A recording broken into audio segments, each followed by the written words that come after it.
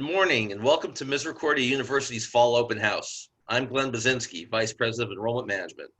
In my opening remarks, I usually speak about the glorious weather and fall foliage, the beauty of campus you're about to experience on your tour, and our excitement at having you with us. Well, the weather is glorious and the campus has never been more beautiful, enhanced by the now open Henry Science Center, and we are truly excited to have you and your families here with us virtually. We're thinking about this open house a little differently, perhaps not as a comprehensive look at everything Misericordia has to offer, though we will be highlighting quite a few key things, especially our faculty and students.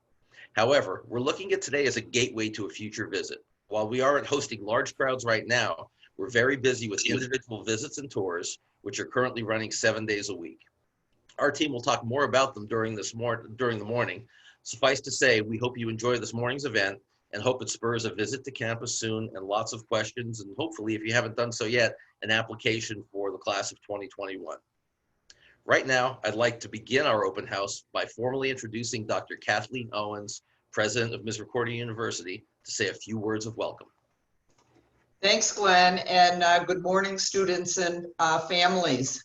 As president of Misericordia University, I am thrilled to have the opportunity to welcome you to our virtual open house. We're thrilled to have you with us today and hope that this virtual experience will provide an opportunity for you to see how Misericordia is the right fit institution for you, while also encouraging you to visit our campus in person, so that you can experience with our faculty, staff, and students our student-centered culture and visit our state-of-the-art facilities. Here at Misericordia University, we put our talent and our resources into building a memorable, welcoming experience for all of our students. We will invest in you and give you the opportunities that you deserve, opportunities that will prepare you for rewarding lives, as well as successful and fulfilling careers. The core of the university's strength in fulfilling its mission is its people. Misericordia's success is founded on talented, imaginative, dedicated, and hardworking faculty and staff who always seek to improve how we serve our students and our community.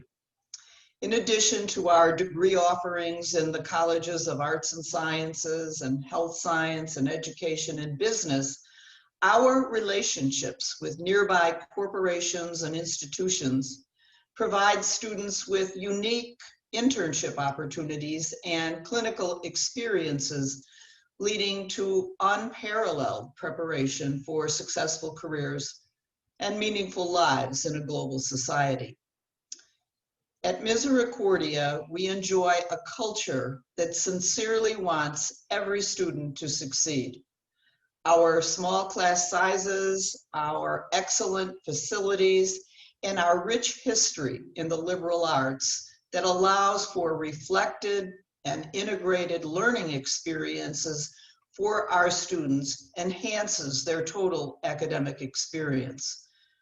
Our enrollment of over 2,400 students means we're large enough to offer a vibrant campus life, but small enough so that our professors can develop a mentoring relationship with students. Excellent teaching is a hallmark here at Misericordia University, and you will find our faculty caring, competent, supportive, and certainly available. Here you will work with leaders, faculty leaders in their fields who will take an active role in your success. As students, you will learn to excel in your field, to serve others with character and impact, and develop collaboration and social skills that will position you well for whatever you choose to do in the future. Our faculty will challenge you to do the very best you can, and the university will support you if you do so. Here at Misericordia, we have a guaranteed career placement program that we provide and ensures that if you fulfill all of your program requirements upon graduation, you will be guaranteed a paid internship if you have not secured a job or a position in a graduate school within 6 months of your graduation. And if there is one thing that I urge you to do, it's to visit and talk with our students. And I know you will be talking to some of them, or you will be hearing from them a little later today in our program. But you will find caring and motivated students who are seeking to make the very most of their educational opportunity here and the social opportunities that go along with our collegiate experience. What you'll also see and learn is that our students love this place, and they are more likely to stay enrolled and to graduate on time than students at other colleges and universities. And this is an important distinguishing characteristic and a factor about Misericordia that benefits our students and their families as well. Our graduates are able to enter the workforce sooner or start graduation sooner, while others are often trying to complete their degrees. So please enjoy today's virtual visit, and I would be delighted to see you again on our campus next fall as you move into one of our residence halls and get ready to start the next chapter of your lives, one of character, impact, and consequence. Thank you so much for joining us today, and go Cougars. Thank you, Dr. Back to you, Glenn. Thanks, Dr. Owens. Thank you so much. We are now ready to continue with our program by introducing my friend and colleague, Kit Foley, who is the Vice President of Student Affairs. She will guide you through the next portion of our presentation, including the opportunity to talk to some students and other members of our staff and later on faculty. Kit? Am I on? You are. Okay, great. Thank you. Good morning and welcome to our virtual open house. Certainly, this is a very different experience than we normally have. We are usually able to meet with you in our Lamond Auditorium, and you have an opportunity to see our campus on this beautiful fall day. But here we are virtually, and all of us have had to make some interesting changes these past 6 months, 8 months. So I want to talk a little bit about what the student experience is like at Misericordia. And you'll hear me, but I think it's very important that when I finish, you'll have an opportunity to listen to a student panel and ask them questions. They'll tell you like it really is. They will share their experience. Before I move forward, though, I think it's really important that we talk about how Misericordia got started and who our founders are, because that sets the tone of the kind of community we are. Misericordia University was founded by the Sisters of Mercy, and the Sisters are a religious order from Ireland, and they came to the United States, particularly in Pennsylvania, back in the late 1800s. They came to Wilkes-Barre and began working with the local community and we were a mining community at the time, and they began working with miners. And they realized very early on that they wanted to provide an education for miners' daughters. So they worked very hard, and they are very incredible women, these Sisters of Mercy. And they worked with some local business people, purchased land in the back mountain, and in 1924 opened College Misericordia. We were College Misericordia at the time. And you wonder, that was a pretty big feat for women back in that time, particularly when we were in an area that did not welcome Catholics. And at one point, the Ku Klux Klan burned a cross on the hill, the front hill of the university. And they put a candle in every window to say that they were staying. So I think it's really important that you get a little bit of an idea of who these women were. And with them, they brought some values. And the values that we call our charisms here at the university are mercy, service, justice, and hospitality. And it's important to know those because that is what we build our community on, the values of mercy, service, justice, and hospitality. That's how we interact with one another in a welcoming way, and hopefully you'll hear that from the students. That is how we learn about what is happening in our world through the lens of those charisms or values, as well as some critical concerns that the sisters have. And the critical concerns are immigration, racism, women, earth, and nonviolence. So many of those critical concerns are integrated into classes, into experiences outside the classroom, whether it is through campus ministry, through some of our service opportunities, or clubs and organizations, some things that they are doing. So we really try to understand who we are as people, how we interact with other people in our community, whether it's the Misericordia community, the community of Northeastern Pennsylvania, or the global community. And we spend a lot of time talking about that. And it gives you an opportunity to really think about who you are and how you fit into that. And I'm going to talk about some of the opportunities that are a part of that. As you heard, one of our charisms or values is service. And much of what we do outside of the outside of the classroom is built on service. There's even service built into many of your classes through our service learning programs.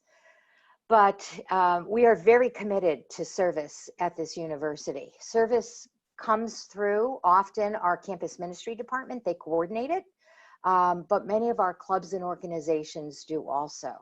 Now you're saying to yourself probably, wow, how are we doing service in the time of COVID? Well, we've had to make adjustments, and we've asked our students to think very creatively in clubs and organizations on how you can make a difference through service in this time. So let me give you a couple examples. We know that being outside is a lot safer than being inside, so we are sending students to a Serendipity Farms, which is a therapeutic horse farm, and they are going and working with that project. We are also sending students out to Patriots Cove, which is an outdoor recreational space for veterans. And our students have worked very hard on helping to build things, as well as be available to support veterans who may come to fish or do other things of that nature. We are doing things with one of our local senior citizens homes. Mercy Center houses retired nuns or folks that may be in needing additional health care. So we're not going there, but we may be doing some video or Zoom meetings with them, sending letters, things of that sort. So although we're in a very, very different time, service is incredibly important and a core of who we are at this university. And students have opportunities in all different ways to participate in service. And I think you will hear from the students as I looked at you're going to be hearing from today. Many of them are very involved in service and have done and will continue to do wonderful things. And hopefully once things settle down with COVID and we're able to be a little bit broader in what we're able to do, we've had opportunities for international service in Guyana, South America, in Jamaica, in other places, and we've always done Habitat for Humanity over spring break. But again, travel is difficult at this time, and safety is most important for everyone.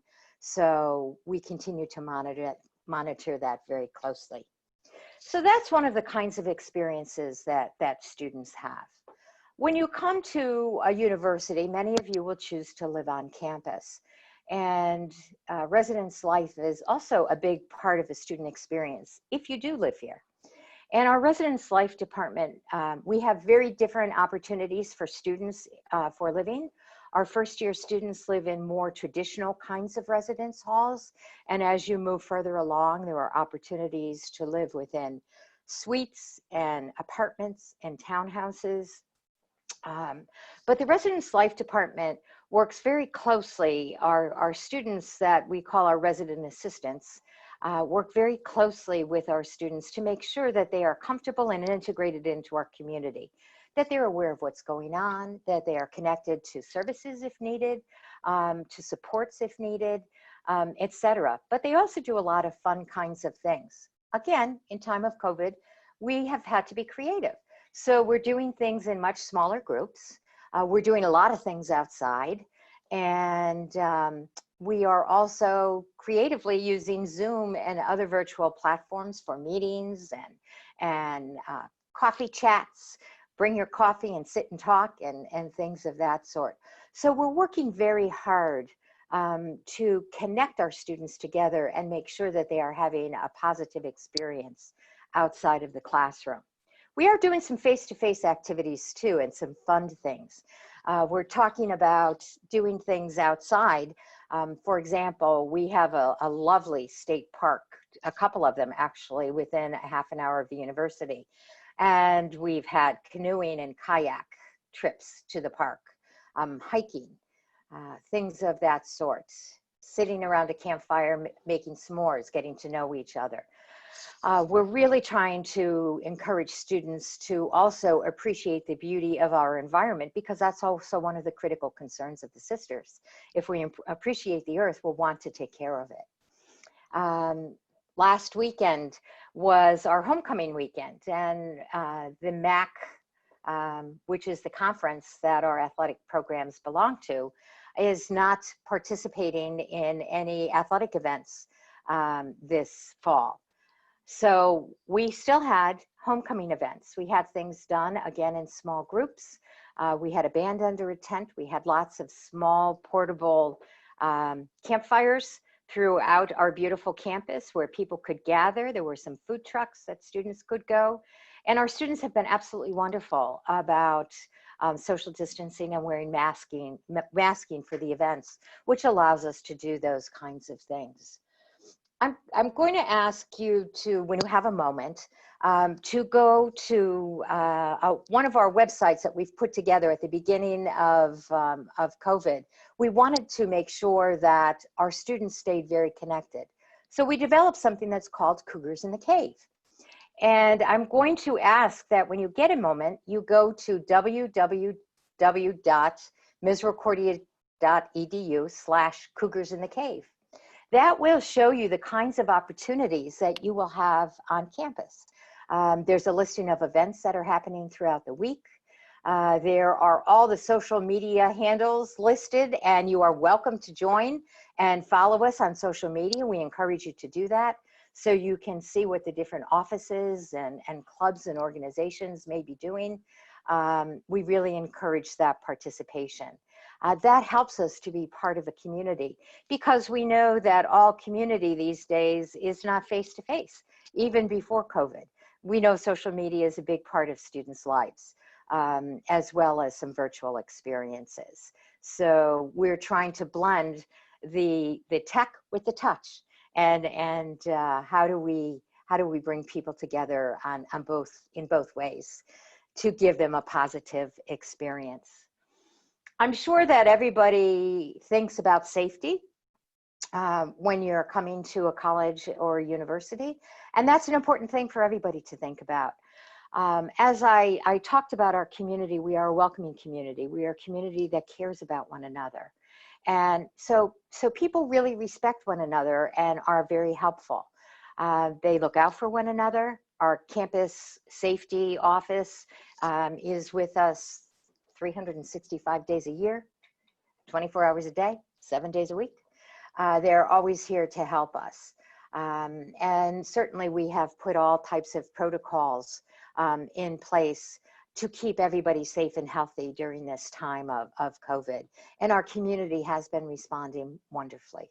And we thank everybody for doing that.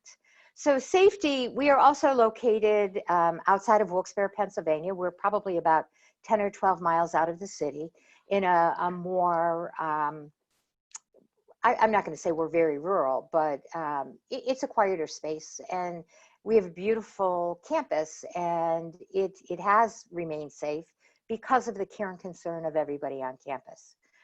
Again, the community itself is caring. If they get concerned about something, they let us know.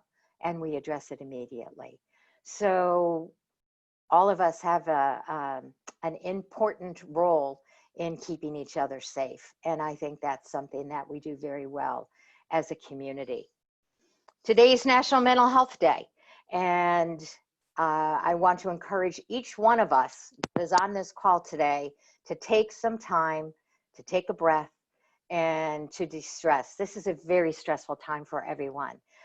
We have a CAP center, a counseling and psychological services center that provides individual counseling for students, as well as doing different kinds of activities, posting different apps that help us all de-stress and learn how to be mindful. Today's a good day to do that. If you, wherever you're coming to us from, I hope the day is as beautiful as it is here. Get out and take a short walk. Appreciate the beautiful day and take some fresh air, and again, appreciate nature. So CAPS is available to all students. And certainly we have a health and wellness center that's open Monday through Friday. And we work very closely with the health and wellness center. Our students do, particularly in this time. Some other things that I really want to talk to you about is, as Dr. Owens mentioned, the GPP, or the Guaranteed Placement Program. That comes through our Insulaco Center. And I know that all of us want to make sure that when we graduate from the university, we are able to get a job. And some of the things that I had been talking about, it's very important for you to get involved in this service, the clubs and organizations, the different activities, because that helps develop you as a person. It also helps develop the skills that you need to be successful in a job, along with your coursework. You'll certainly have the knowledge that you need to be successful in your job through your major. But it's really taking advantage of many of the other opportunities to develop your skills in networking, in teamwork, in learning how to be a good communicator. The GPP program also offers workshops, required workshops for students to participate in every year. It's only a couple a year. It's not a highly intensive program that every week you're having to do something. But they work very hard with students to make sure that they have the professional skills necessary to be successful in a job. So again, you'll have the knowledge from your major and your academic programs, and then you'll have the professional skills through the participation in the the Guaranteed Placement Program and the opportunities that you take advantage of here on campus. So those are some wonderful, wonderful things for you to get involved in. And when you get involved in clubs and organizations, or you go to an event, you go to a lecture, sometimes you find a passion that you never knew you had.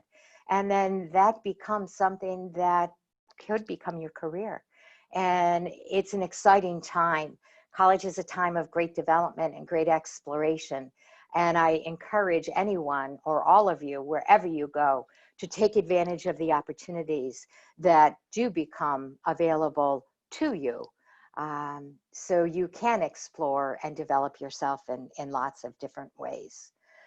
At this point, I'd like to take a moment and ask if there's any questions. You can put them in the question and answer box, and I'll give you a moment to do that. I'm happy to answer any questions.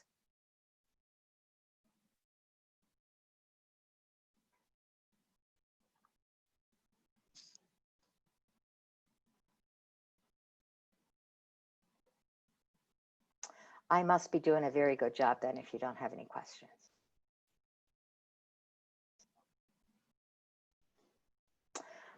Okay, question.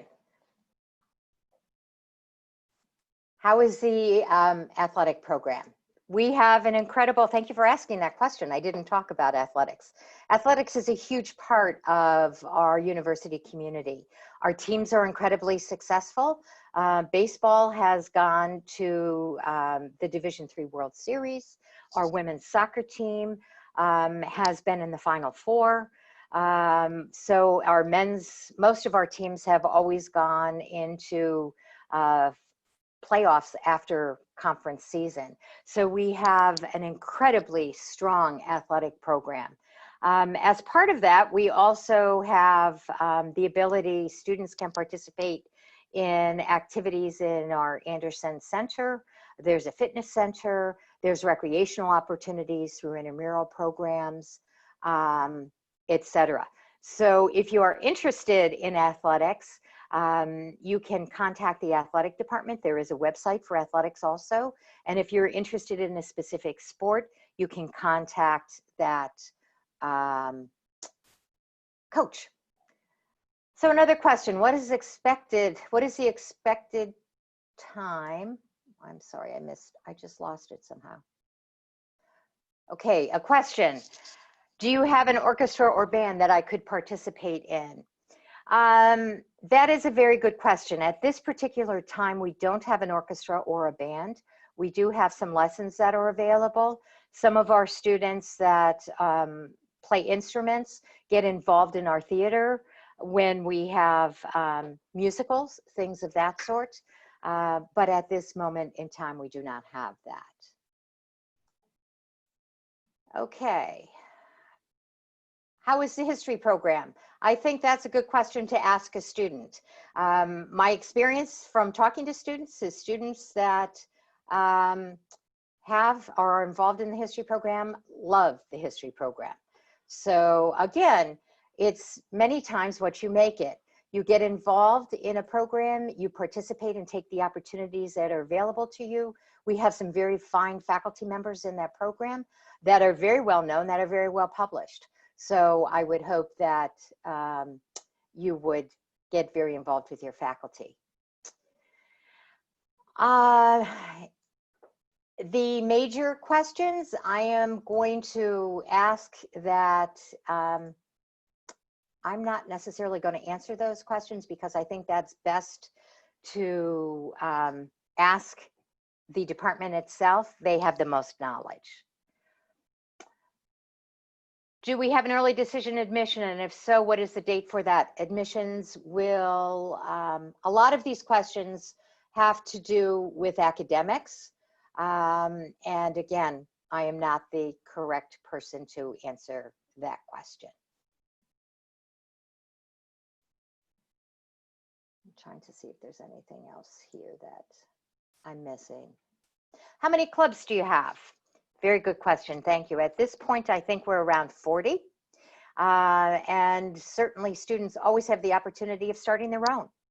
And we encourage that. If students who have the same interests can come together, find an advisor and take off and have a new club.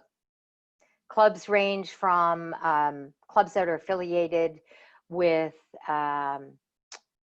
their academic majors to Circle K, Love Your Melon, things of that sort. We have a very active Colleges Against Cancer group on campus that normally does an on-campus relay for life, etc.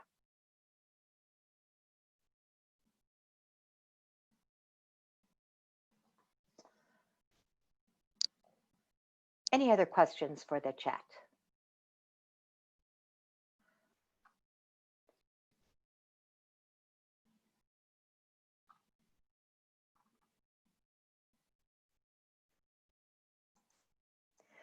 Okay, with that, I think that I am maybe done. Thank you so much for your time and attention. There may be others who will be answering some of those questions that you asked. So with that, I am going to turn this over to Donna Surza, who is going to be introducing our student panel. Thank you all for your time and your attention. Thank you, Kit. Thank you. All right. Hello, everybody. I'm Donna Surza. I am the Director of Admissions here at Misericordia University. Thank you so much for joining us on this Saturday morning. We are really excited about having you with us today. I would like to spend some time with you today introducing some of our students. I'd like you to talk with them about their experience here at Misericordia. You'll also meet some of our admissions team. So your admissions counselors will be introduced a little bit later on. So I don't want to take time away from our students because our students are amazing. So what I'm going to do is I'm going to ask our student panelists today to talk with you a little bit about where they're from, maybe what high school they attended as part of their introductions, what area of the United States you're from, which state, cities, maybe what you're studying here at Misericordia. And let's throw in a little fun fact about yourself. Okay, so with that, I would like to have our student panel, I'm change my view here, step up, and we are going to start to my left with Alana. Hi, my name's Alana Lim. I'm an occupational sophomore major. A little bit about me, I'm from North Jersey, so I'm like 2.5 hours away.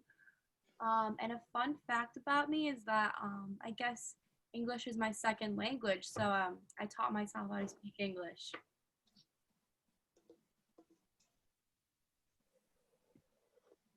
Great, thank you, Alana. Garrett, you want to step up next? Hello, everyone. I'm Garrett. I'm a senior accounting major. I'm from Glen Spey, New York. It's a really small town up in New York. Let's see, a fun fact about me. I'd say, oh man, I can't think of one right now. I guess I'll say that my dog's getting pretty old. He's like 16 years old, but he's still moving around, and he seems like he's a puppy still, so that's something I'm proud of. As you should be. All right. Thank you, Garrett. Jeremy Bass. Hi, my name is Jeremy. I'm a senior government law and national security major here at Misericordia. I'm from Doylestown, Pennsylvania. And an interesting fact about myself would have to be that I studied abroad in London for 4 months my sophomore year. Fantastic. Yes, you did. Thank you, Jeremy. John Kelly, affectionately known as Saturday John.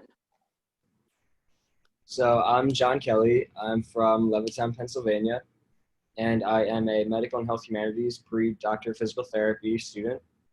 And a fun fact about me is I am on the lacrosse team. Thank you, John. Coyle. Hi, my name's Caitlin Coyle. I'm a medical and health humanities pre-DPT junior. I'm from Belmar, New Jersey. And a fun fact about me is that I love to surf. Nice. And we have Adam Myers up next. Howdy, folks. My name is Adam Myers. I am a senior mass communication here, major here. And a fun fact about me is I'm a big theater guy. I've done over 20 shows, and I was actually in a show with a Broadway actor before. So there you go. Awesome. And an awesome actor, I might add. And last but by no means least, we have Madison up. Can you see us, Mad? Yeah, I can see you guys. I just don't have the option to turn my camera on. No worries. Thanks for joining. I'm a junior. I study early childhood and special ed. I'm from Dallas, PA. And a fun fact about me, I established 2 clubs on campus last year. Great. What were they, Madison? Rotaract, which is a college communication with Rotary, and Best Buddies is a one-to-one friendship with people who have intellectual disabilities. And it's like a buddy program. Fantastic. Thank you, Madison. That is fantastic. All right, ladies and gentlemen, I am going to open it up to all of our participants to ask any questions of our student panelists, anything you wish to know about Misericordia, about perhaps the clubs and organizations. Madison just kind of opened the door for that. Some of the things that students like to do here on campus, some of the things these students are involved with here on our campus. So I am going to open it up to questions from the audience. You can feel free to submit your chat. Okay, so here we go. We have a question for, I'm going to direct this one to Jeremy because Jeremy had mentioned study abroad. So Jeremy, we have a question here about what was study abroad like? So study abroad was one of the most interesting experiences I had. It was unique in the sense of something different, but the nice thing about it was you were taking classes that transferred over, opportunities for internships, and then again, opportunities to see places that in your life you may never see again. So it's one of those things that I highly recommend if you do come to Misericordia. Excellent, Jeremy. And you know, I'm going to just jump in and just say that we do have some very fine study abroad opportunities right now. Due to COVID, we are on a bit of a hiatus from any international travel, but we fully intend to bring that back whenever it is safe for us to resume those types of programming. So thank you very much. Anyone else have an international experience or anything like that that you would like to add, share? All right, if not, I have a question that I'm going to direct towards Adam. And Adam, can you answer what types of shows do you do for the drama program or the theater program? Give a little rundown for us, Adam. Indubitably. So what things are a little different this year, but what we usually do is we usually do a musical a semester and then a play a semester. We have gone through some changes with staff, so we are still doing shows. We have original one acts that we're doing, all socially distanced, by the way. You can check out our live streams. We do them every other week. We also are academic with theater, so we do have a theater minor that you can sign up for. So those are like intro to directing courses, intro to acting courses, anything help you with stage managing positions, anything like that. We do offer work study here too, so we actually get paid to help work for the theater. I mean, that's pretty cool. We'll help you learn how to do light board, learn how to do sound, anything as far as the stage itself. A lot of opportunities to help out. All you have to do, ask me, or you can ask any of the people that work for the theater. Dr. Becky's our new academic program, and she has a lot of neat ideas that she wants to do. Reach out to theaters in Washington, DC, Philly, New York City area, anything of that sort. But yeah, so it's definitely a bright future for the theater program ahead.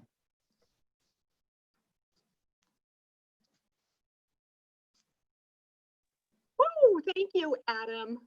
It's fantastic. And I think one of the things that I love about our theater program is now, you don't have to be, because we don't have a major. We see students from all cross sections of our programs participating in theater. And it's just a really good group. And it's also a place where some of us find community, that community that Kit Foley had addressed earlier. So that's a nice way to kind of find your people, right? Am I right, Adam? Yeah, we have people from that are occupational therapy majors, that are business majors, mass communication majors. It's really just one big tight-knit community there. Thank you, Adam. All right, I am going to throw this one out to most of you, whoever feels they would like to respond. This is a really good question for the seniors. Are you graduating in the same major you thought you would when you entered as a freshman? And if not, how have the faculty at Misericordia University helped you figure out what you wanted to do? So anyone that can relate, any one of our panelists that can relate to that question, please feel free to share your experience. And it could be if you were a junior or if you were a transfer student, however you can identify maybe with some of that. So I'll speak on behalf of the senior. I can't necessarily speak on switching my major. Entering as a freshman, I was a government law and national security major, so I'm graduating as that as well. But I know the faculty really does help in the sense of if you find yourself wanting to transfer to a different major, they are always willing to help and try and make it the best for you in the best situation. I came in as a business sport management pre-DPT major, and now I'm accounting. And when I switched, my advisor and the advisor in the major that I wanted to go into, they both helped me out a lot. Switching from, well, since I had my undergrad in business, it was a lot easier switching over to accounting because I didn't have to make up any classes or like courses because I already took some of them because accounting is like a business major. So it was definitely, they helped out a lot, and it was a very easy transition. Of course, it was stressful, but they made it very simple. I've never switched my major, but the professors here definitely help you find areas you're like more interested in. Like coming in, I'd never taken a philosophy class or anything, and now I'm a philosophy minor, which was pretty cool. And they definitely help you find areas that you're more interested in, rather than just like, oh, I'm PT, so I can only take PT classes. Like they help you find other areas you might be interested in, which is something that's really cool about the faculty here. Yeah, me and Kate had the same experience, kind of like we're both MHH PT, and I took medical and health humanities because I was like, oh, this is just like the least like BS option in order to get like straight to PT school. Like there's no extra classes, and I actually really ended up enjoying it quite a bit. Like MHH is actually really interesting, so I found it very fun, and I'm glad that I ended up choosing that major.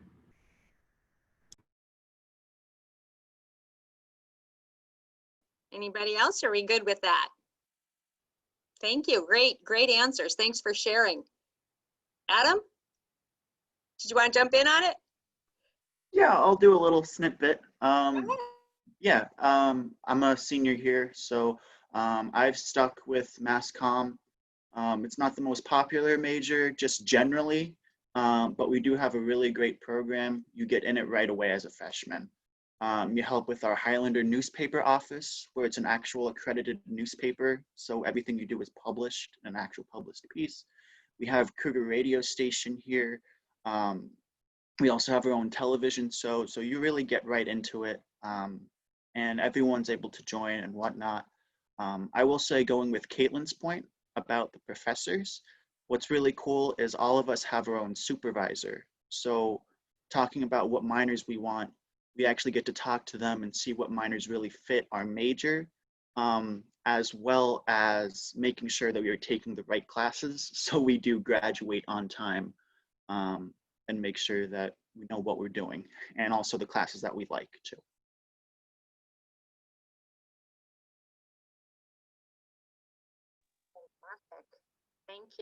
Thank you.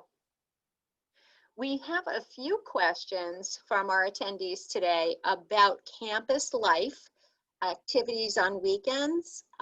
What is it like around here? Are people staying? Are people going home? And what are we doing on weekends? And in downtime, let's say. I'll answer this question. Depends on what you're into and what your morals are and your beliefs. Some people are family oriented and do like to go home on the weekends, which is perfectly okay. Right now with COVID, a lot of people have been staying on campus, not trying to take stuff back home, vice versa, bringing stuff back onto campus. But there's plenty of things to do within Dallas, Wilkes-Barre, and the Scranton area. We do have a shuttle station on campus that can take you to different places as well if you do not have a car on campus. But we do have a lot of things here to do. We do have like the Rail Riders Stadium, Montage Mountain, the Wilkes-Barre Mall, different stuff like that. in which you can go hang out with friends and do different things. For example, last night, a couple teammates and I, after practice, went to Horror Hall, which is in Nanacoke, and we spent 2 hours there at the haunted house for $10. Like, it was a very nice deal. Everything's reasonably cheap around here. It really just depends on what you're into. Winter sports, we have the ice skating rinks in Wilkes-Barre. Yeah, more than enough opportunities to do things off campus on the weekends.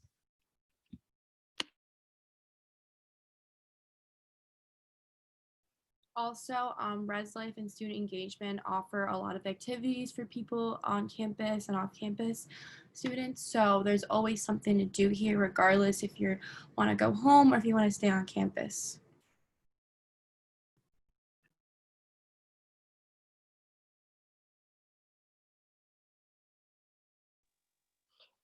Athletic life. A few questions came up about what's it like to be a college athlete. I think that takes up some time, right? For those of you who are college athletes here at Miss, we are Division III, so let's address that too. We do have a culture where we find community here within our community several ways. Some of that is through athletic programs, through theater programs, through service programs, as Kit Foley had spoke of earlier. So I'm going to defer to the athletes to take it away.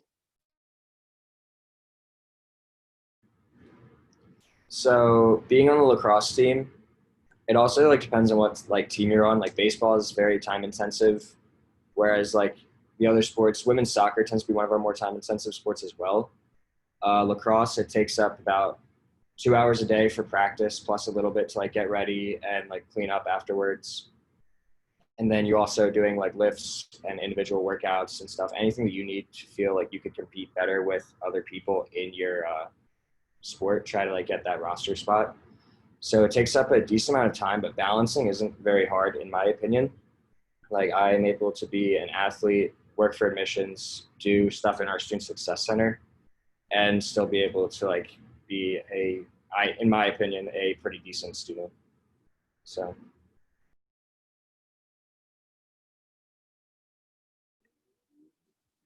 I'll speak after John on that one too.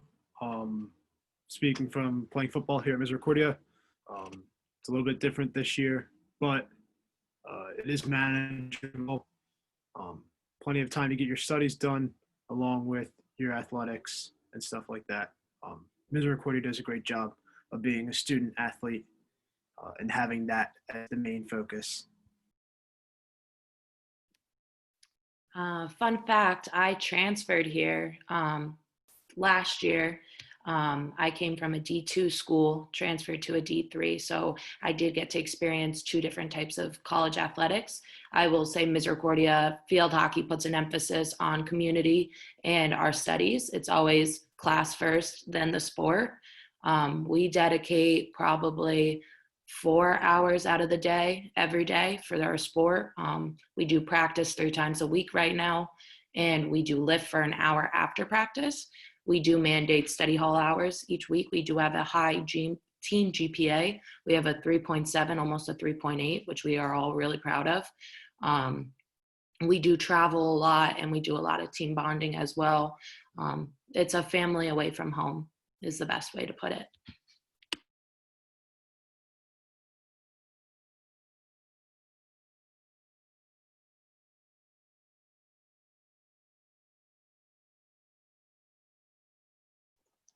Fantastic. Thank you, everyone.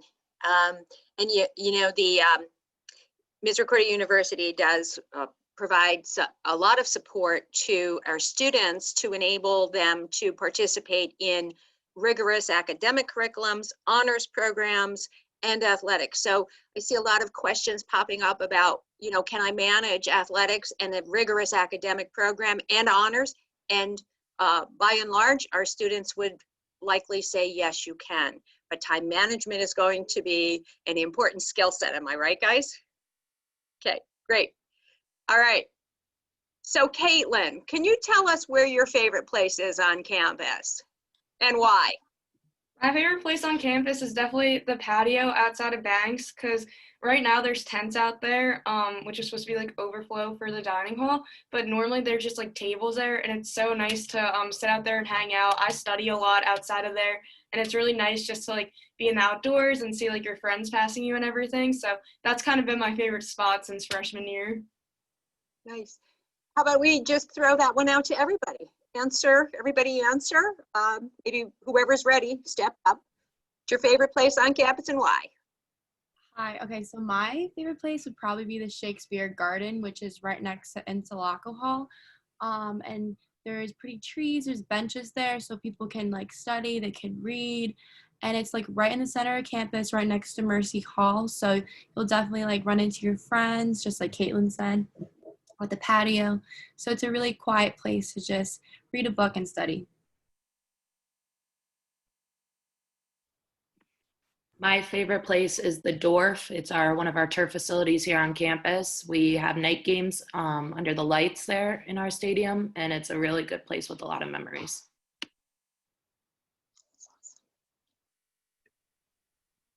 I'd say my favorite place is probably our Anderson Athletic Center.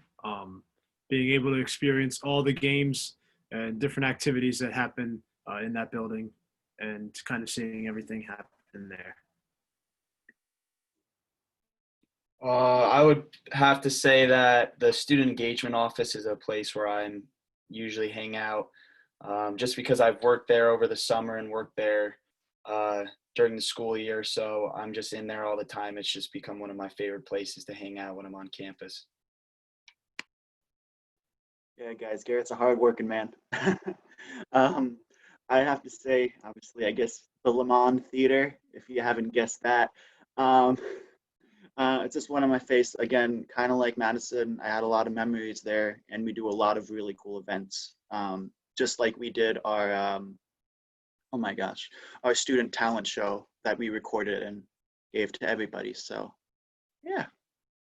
Don't call it lemon theater, though. It leaves kind of a sour taste in my mouth. All right. Adam, I was counting on you for one today. Okay. And then for me, it'd probably be Anderson as well. We have like racquetball courts. The lacrosse team, we throw up like a volleyball net in the racquetball courts and play volleyball off the walls. We do a lot of like basketball during like a normal year. So that's a great place for me to go hang out, like get to interact with like coaches and other people on the team, build those relationships.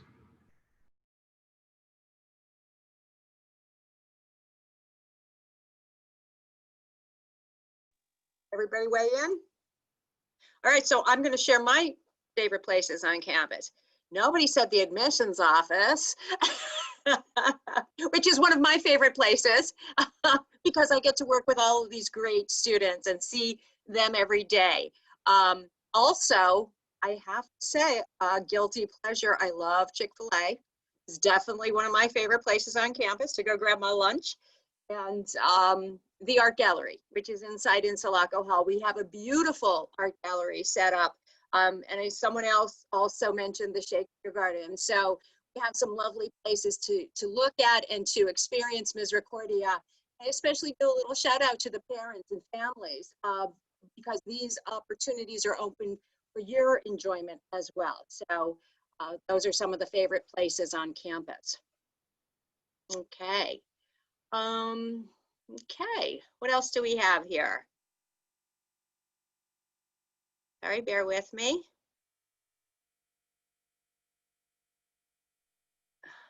I am looking. Kate?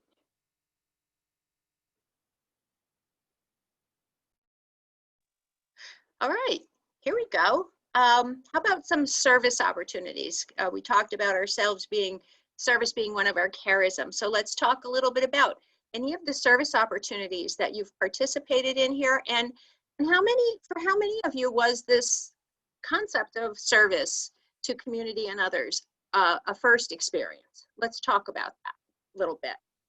Jump in. I went to Catholic high school, so we had to do service there, and I was like hoping there would be service opportunities when I went to college too, because it was kind of like a big part of my high school experience. And on campus, like any club you're involved with has to do necessary service hours. So being on the SGA board in my class for the past year, now the executive board, I've had the opportunity to do a lot of service projects. One cool one that we've done actually since freshman year that we've literally done every year is that we go to the Meadows, which is like the nursing home near campus, and we make door tags for the residents there. And that's always been a really great experience. And then some other service experiences I've had is that some of my classes are service learning classes, which means there's like an 8 to 10 hour requirement on the service that you need to do in order to like get those credits for that class. So we got to work with the Mercy Center, which is the nursing home on campus. So that's been a really great experience as well.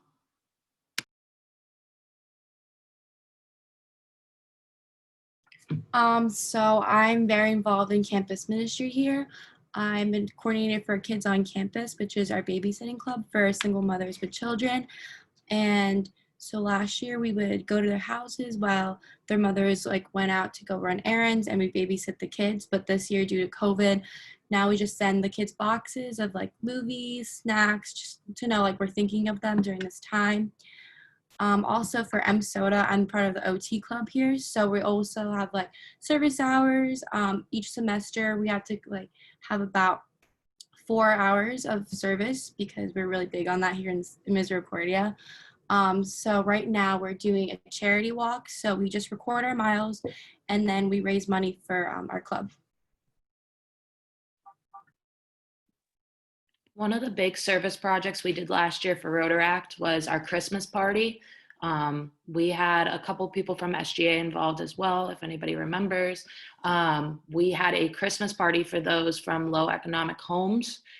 Each school district, we pulled about 10 kids from the local area. So we had 25, 30 kids.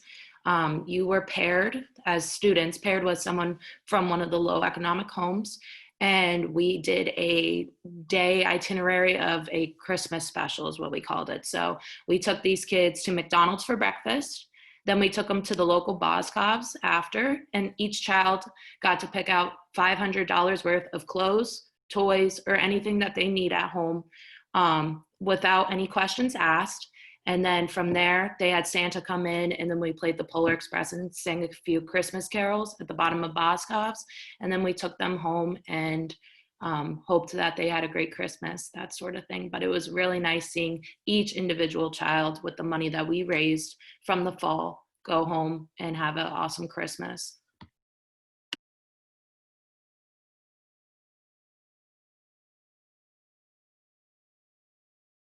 I love to hear how our students spend time, because a lot of you, and I think it's characteristic of our student population, a lot of our students are living with intent and living with meaning and living through their own value system here at Misericordia. And today, more important than ever, that you will see our students demonstrating service, compassion, and supporting a very supportive environment here. So I love to hear about what you're involved with and what you've done. It's pretty amazing work. Thanks, guys. Okay, how about quickly, how about work study jobs on campus? I'm going to talk a little bit about that and how that happens here. How do you get to be admissions ambassadors, RAs, and any other work study positions that you might hold in the library, in the cafeteria, so on and so forth. So if you would just share a little bit, those of you who have those experiences, that'd be great. Yeah, okay. So really, as far as work study positions go, it's all on what we call MyMU, which is our own like personal student website.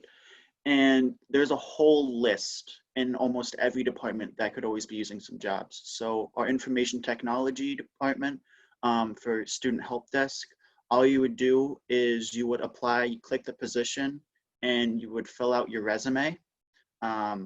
And then submit your resume all online, and you just wait for an email saying if you got accepted or not, and then you would have to accept that, and then you'd be starting almost right away. There's jobs you can work for, again, like I said, IT, work for admissions, right there. You can even work for our Mets cafeteria staff. You can work for student engagement. Garrett's doing that. Anything. There's so many jobs that are on campus that you can get involved in.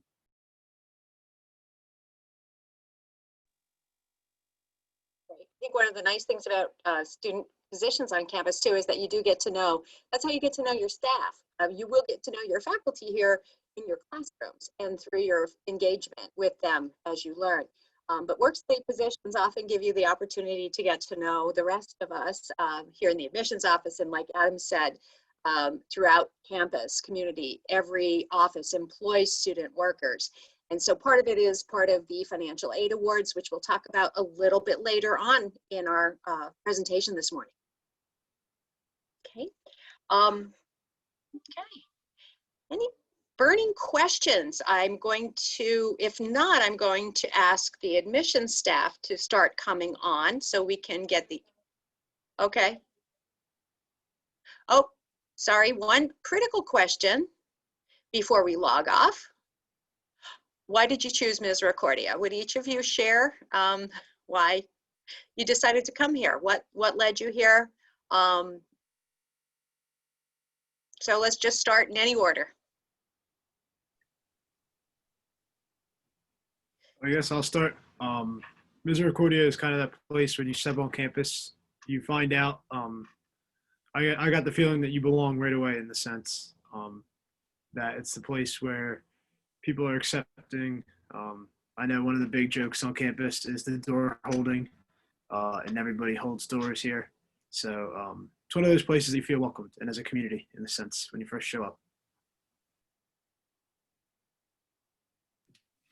I chose Misericordia because of the small campus community feel.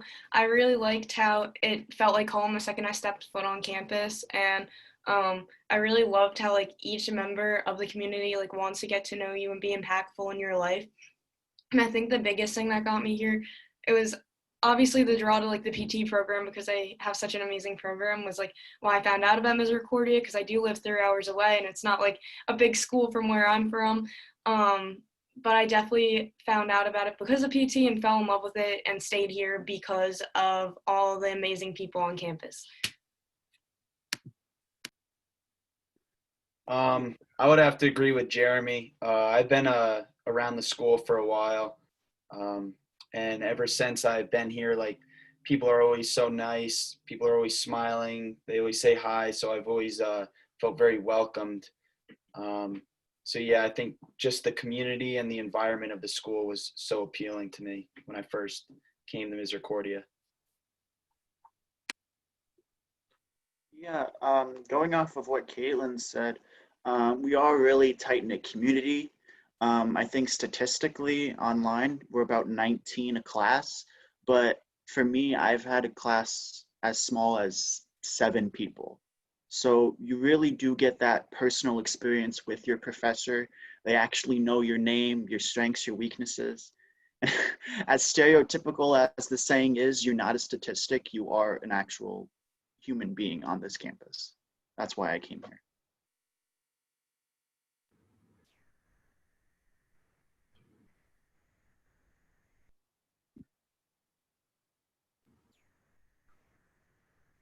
So I chose Misericordia because of their OT program. They have a really good program here.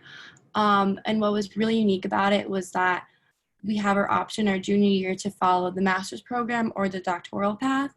And I feel like no other university has that like out there right now. And also I graduated with a class of 136 students from Pompton Lakes High School in New Jersey.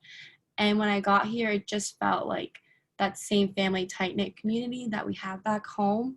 And it's truly like a home away from home.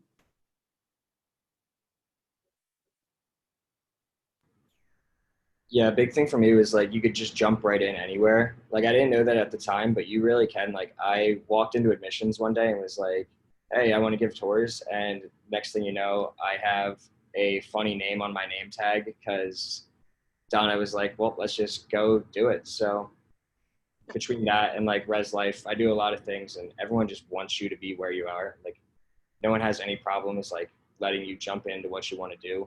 And they actually try really hard to support you jumping in where you need to be. For me, it was the endless opportunities that you do have on campus. As long as you set your goals high, there's no limit here. So definitely strive for that in college.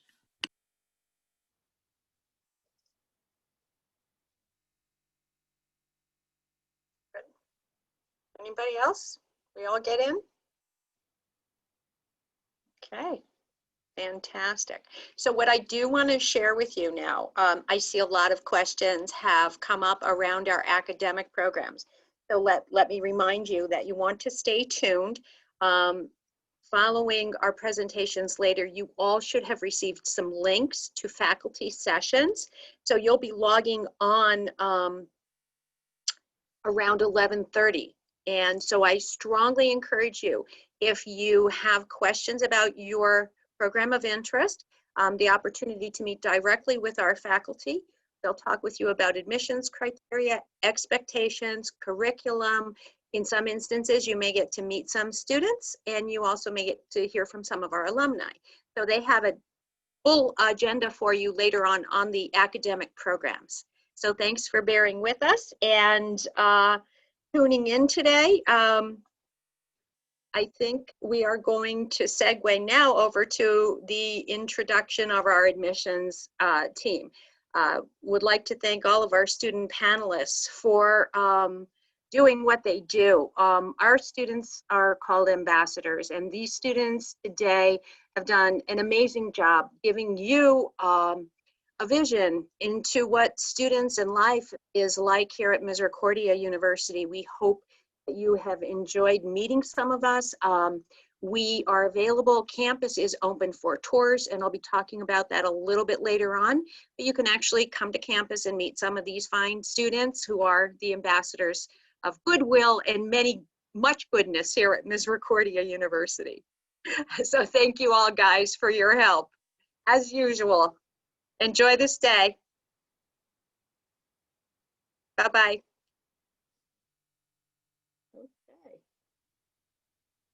All right, so now our admissions team is going to come on so that you can interact a little bit, so that each of you who is applying to Misericordia or engaging with Misericordia University will have an individual counselor who is going to work. We work in territories here. So based on where you live, you will have an admissions counselor. That is not to say that you don't interact with the rest of us at any given point in time. We work as a team, so if someone is not available, somebody else is always happy to jump in and help you out. We aim to help make your college search process and your experience with Misericordia the best it can possibly be. So having said that, I am going to first introduce our assistant directors, Katie Becker and Christine Marks. And let them chat a little with you. And then we will also introduce the three admissions counselors, Tina, Donna, and Blaise. So let's start with Katie, as she is our assistant director, and Katie manages our events as well as working with students. So take it away, Katie Becker.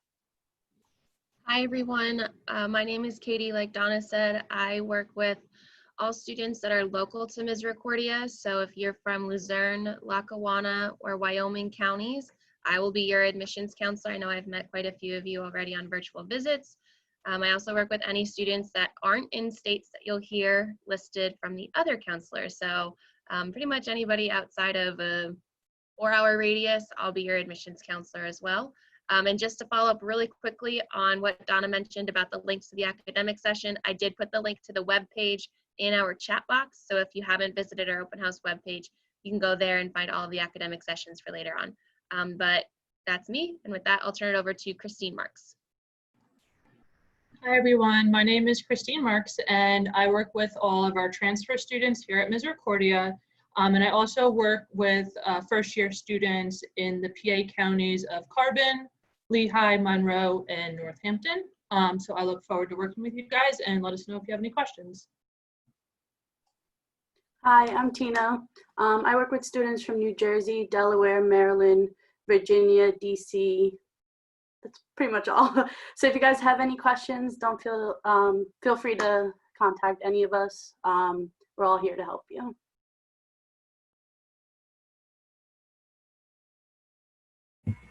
Hey everybody, my name is Blaise Kelly. I'm an admissions counselor for a few counties in Pennsylvania, Tioga, Wayne, Susquehanna, Bradford, and also Pike.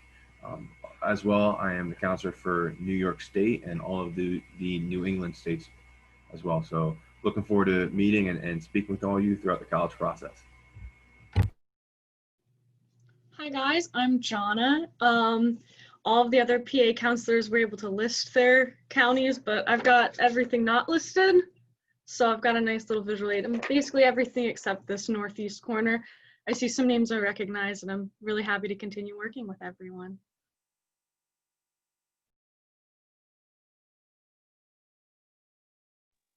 Fantastic. Thank you, guys. And we are here available again to meet with you. We have put into place some very appropriate protocols for campus visits. We have been able to begin our campus visits with our admissions counselors. We began back in July. And so if you are not been to campus yet, we strongly encourage you to come to campus. You can register for a visit on our website. And as Glenn had mentioned earlier, we are actually doing visits 7 days a week for now. So we're even doing some Sunday afternoons, and it's going really, really well. So we encourage you to come to campus and get to know us in the admissions office a little bit better. Right. So the next person that we're going to introduce, thank you guys. Elizabeth Lipsky and I, Donna Surza, are going to do a little bit of a presentation for you on admissions and financial aid. Let me make sure you can see my screen. Bear with me. Just a little, bear with me here. Kate, can you see my screen? Okay. Bear with me while I share my screen.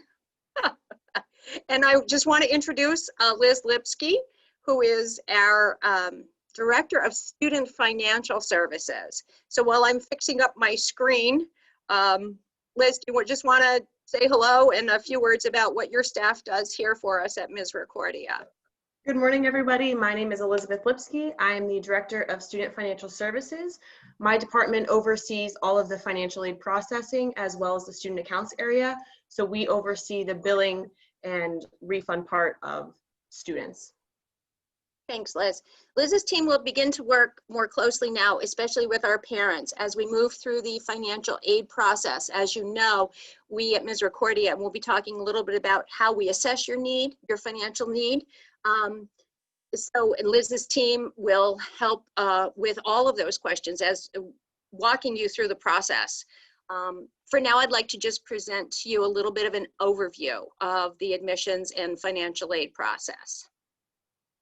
So, as Kit Foley spoke earlier, we were founded, a little bit of history about Misericordia, and every time I hear the story, I fall in love with it more and more. We were founded by the Religious Sisters of Mercy, who came here from, as Kit mentioned, Dublin to Pittsburgh and on into Wyoming Valley, where they founded Misericordia University in 1924. And we were the very first private four-year institution, and again, established with a vision for women only at that time. And then we transitioned to a co-ed campus in the late 1970s. So from that point on, we started taking young men onto campus as well. As you know, we are a Catholic liberal arts-based institution, and we operate in the traditions of the Sisters of Mercy, and we uphold the charisms of mercy, service, justice, and hospitality. We live true to those charisms here on our campus. Right now, when we're looking at the current student population, the entire population of undergraduate students, or all students, excuse me, is 2,398. We do have some adult programs. We have programs, as you may have heard earlier, we have a program for women who have up to 2 children. And we have about 30 women, or capacity for 30 women to participate in that program. Our student to faculty ratio right now is 10-1. That is a very nice, private, personalized ratio. So you take advantage of that faculty ratio in those relationships. The average undergraduate class size right now is 19 students. Now, when you get up into your majors, you may even have fewer or maybe 1 or 2 more in your classes. But our majors are shared among our 3 colleges. They are our College of Business, our College of Arts and Sciences, and our College of Health Science and Education. Within those colleges, we offer 37 traditional majors. When you do our campus tour, whether you do it virtually or you do it face-to-face, you'll see that we have a variety of different housing options on our campus, and they are guaranteed for 4, and we can accommodate graduate students as well. So students can find adequate housing, very nice housing here on our campus, I might add, in a variety of living styles, from a traditional residence hall where you have 1 roommate to a suite style to apartment and townhouse living. So that is all here on our campus, and students will always have access to that. Students coming from about 40 miles based on Google Maps are required to live on campus for the first 2 years. So first 2 years, you must live on campus. After that, you are free to move off with friends if you choose to find a local housing. But we will guarantee your spot for you for 4 years and longer if needed. We do offer 23 Division III collegiate athletic sports, and you can check into all of those offerings on our website.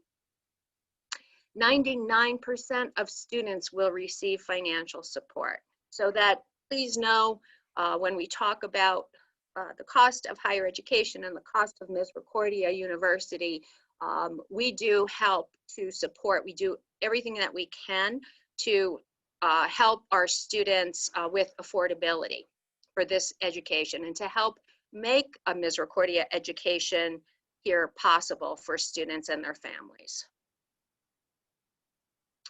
So let's talk about applications. So we're kind of in the thick of it now. Applications, we are on rolling admissions. I know that earlier there was a question about early decision. We start our process very early so that we don't have a formalized binding early decision process here at Misericordia. We use rolling admissions, which basically means get your application in. And then once we receive your transcripts for this year, we will review it. Acceptance letters have begun mailing. We started getting those out. Those of you who are following us on social media, on our Instagram, Misericordia, may have seen some of that. We have a tendency to kind of get excited about this and start posting evidence, if you will, stories that we're sending out admit letters. So decisions are made by our admissions committee on a daily basis throughout the whole process. So as soon as your file is complete, we will be in touch with you.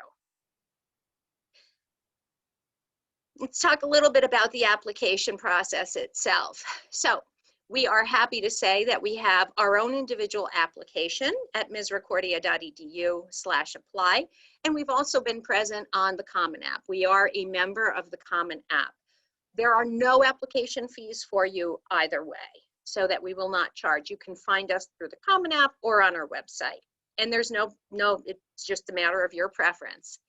Now, interesting, as you know, COVID has required all schools to kind of take a look at some processes and procedures for admission. So here at Misericordia University, before we made a decision, we did some research with our faculty and institutional research here, and pleasantly found that we could safely for this year waive the requirements for any standardized exams for 2021. And we did that primarily for our students, for you, our prospective students, because we realized there were access issues this year, and we wanted to make sure that everybody has an opportunity get into Misericordia and experience this education. So therefore, we have suspended SAT scores. The nice part about that is that, as I had mentioned earlier, we've done some research and we found that students' high school grade point averages is the stronger of the two attributes that indicate student success here at Misericordia. So our decision was backed by research that we would not jeopardize our students' ability to be successful here by not requiring the test this year. So we were really happy to find that out. So we're very confident that even though we're not using standardized tests this year, we are still reading your transcripts and we are making sure that our admissions decisions are based on what we see as your ability to be successful here in the programs of your choosing. So basically, if there are juniors in the room today and we are not certain yet about fall of 2022, stay posted on that. If we do ever resume, I'm just going to give you a historical recap of what we have been doing. So in 2022, it's a possibility we could require SAT or ACTs. Our practice here at Misericordia Admissions has always been to superscore. So if a student is taking multiple exams, they were able to take the top two exams in math and reading, and we would couple those for your super score. So let's just stay posted on that, and we'll see. That's to be continued for fall of 2022. Transcripts, we do need them directly from your high school guidance office. So in order for them to be official, you can submit them directly to admiss@misericordia.edu. And for those of you, some schools, we are on Naviance as well. So schools, especially in the New Jersey area, your guidance counselors can submit those directly to us on that platform. Most of our programs do not require letters of rec or essays.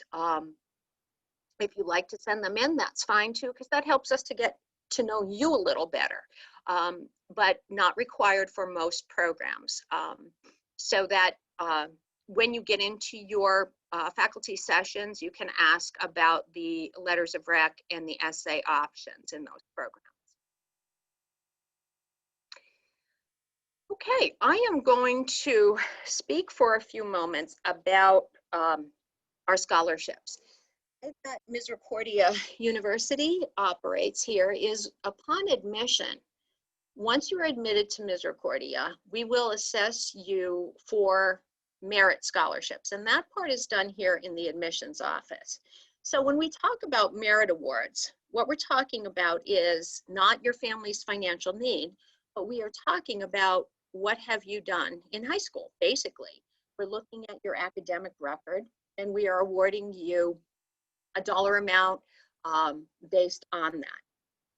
So that is automatic. Once you're admitted within 10 days of admission, if not sooner, you will receive a merit award letter, and that will tell you what type of aid you're available for at the beginning.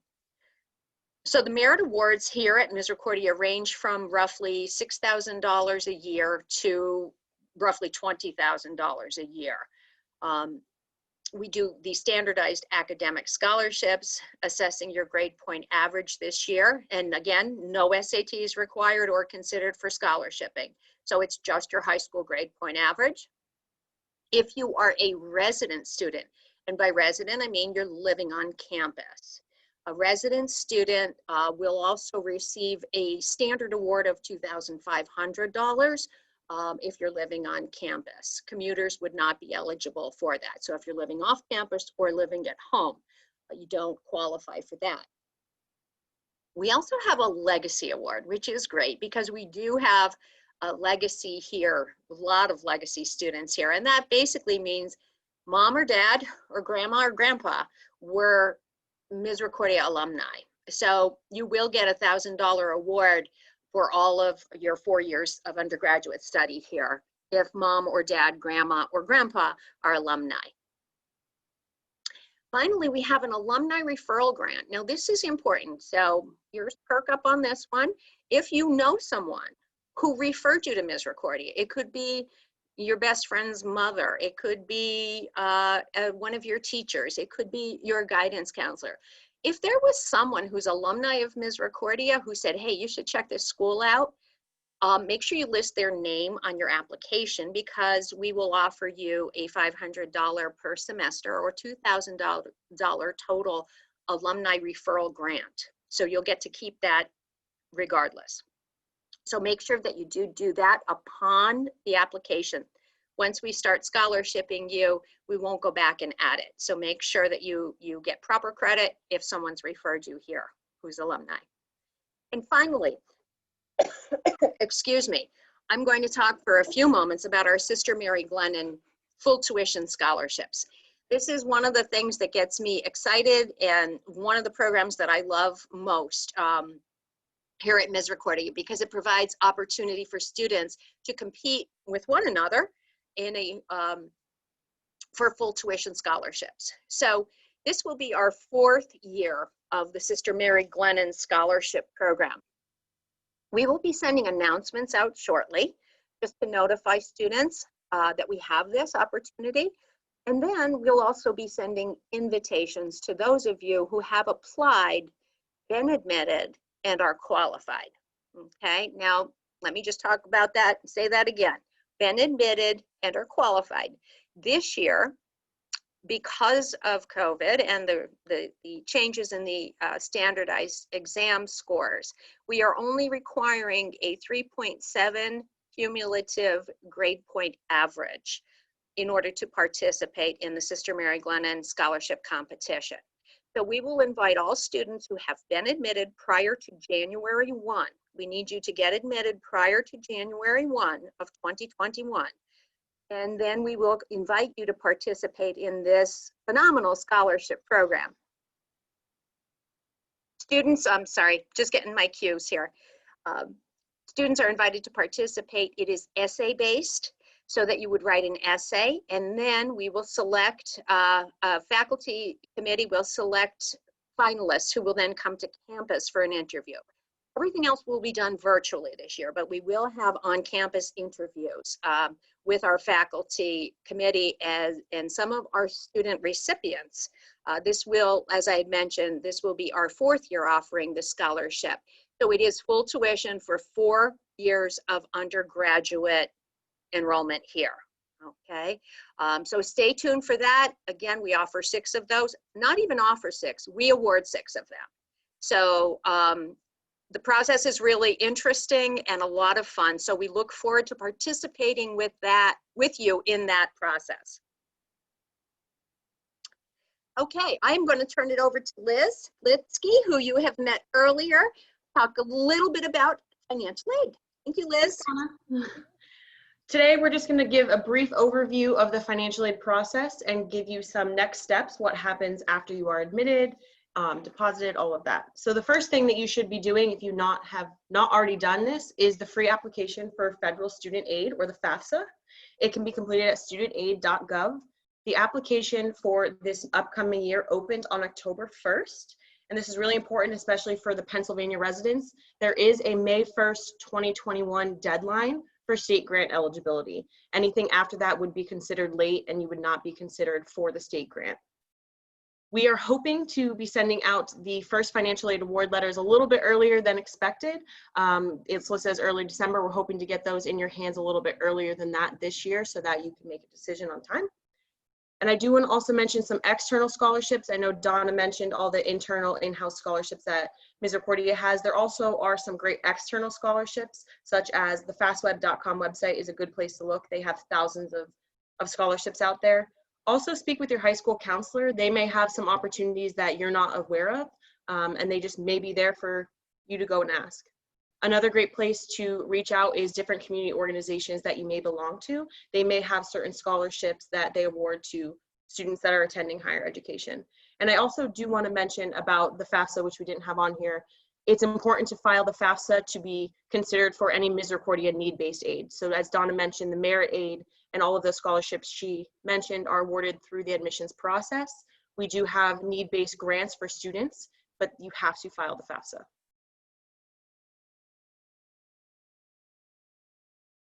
I'm good for the next slide, Donna. Okay, can you hear me now? Yep. Thanks. All right. So everybody, thank you so much for joining us for this part. This concludes this portion of our open house. Now I'm going to ask you to stay tuned. Please access and log on to the Zoom link for your academic sessions. Thank you once again for spending this time with us. Bye.